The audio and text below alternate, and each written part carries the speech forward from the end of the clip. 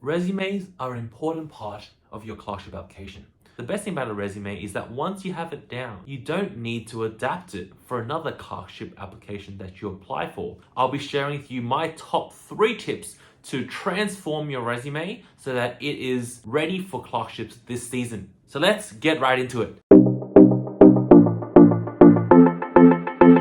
Hey guys, it's Jeff from ClerkshipReady here to deliver you some premium clerkship tips this season. So tip number 1, break your resume into sections. One of the simplest mistakes that I see is that a resume does not have very clear headings and it is a bit difficult for the recruiter to understand or find the right information.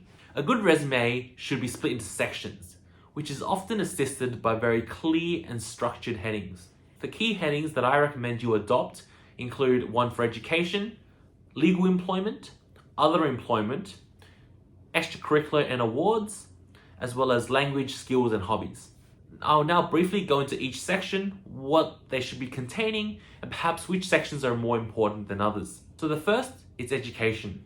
All resumes have this section. For clerkships, you should set out your current degree, the name of your university and high school, as well as the dates that you spent in each institution.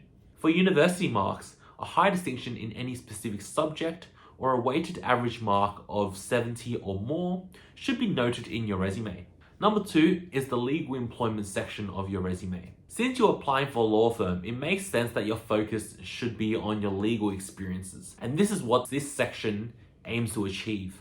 If you have multiple legal roles, this section is a great way to set out your specific legal experiences as well as what you did in each of these roles. These sections should be detailed and point out your best achievements in each of these roles. If you just have one or no legal experience, this section perhaps is not for you and can be removed from your resume. Section number 3, other employment.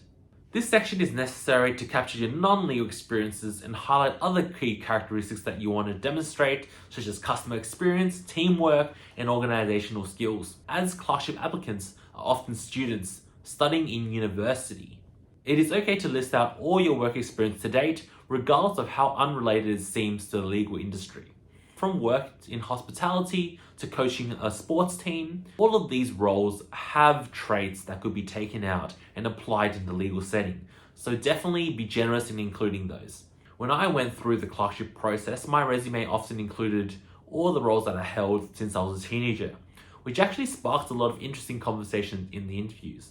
And so it's quite alright to include as much work experience that you've had to date in your resume. Number 4, extracurricular and interests. As a well-rounded applicant should not be focused on just academics. This section is quite important for you to set out properly. This should really contain all your other experiences and achievements that you've had to date beyond the lens of pure academics. As a rule of thumb, this section should be about your experiences and achievements post-high school period. This can range from your involvement in society universities, volunteering on and off campus, as well as any other academic and non-academic achievements that you've had during the relevant period. This is because the experiences are more recent, which better showcases your personality and current passions. If you would like to show off your high school accolades, a great place would perhaps be in your education section of your resume. Number 5, languages, skills, and hobbies. Often a very short section of your resume, it covers the other aspects of you that you want the recruiter to know. Whether it is your sporting accolades, achievements in music, or the arts, this section is becoming more and more important as interviewers often use this to start conversations about you. So these are the key sections that I recommend that every resume should think about including. With that, we'll move on to tip number 2, focus on impact. A resume should not just list out your experiences and what you do on a day-to-day basis. What makes the resume stand out from others is the focus on the impact that you've made as an individual and as a team member of that role. This is probably the most important part of the resume to nail down because it shows how you can take one role and transform it into a beneficial outcome for your client or your organization. So rather than listing out what you do on a daily basis, pick out instances where you went above and beyond to add value to the client. For example, set out experiences where you actually contributed to firm sales, added value to the firm's reputation and branding, or created very important social initiatives which reflect what the firm is all about. A great way to emphasize your achievements is to use metrics and numbers. This is because numbers will often stand out in a sea of words in a resume. Write how you contributed to a 30% sales growth of the business, or how you included 20 new investors into your business. Using numbers and metrics are really important to demonstrate impact and value add, and further reinforce the fact that you actually gave value to the business, which is super important here as well. With that, we'll go with tip number 3. Use consistent formatting. Ditch the funky font sizes and the interesting colors and replace it with clear headings, justified text, and a consistent use of emphasis, from bold, italics to underlined.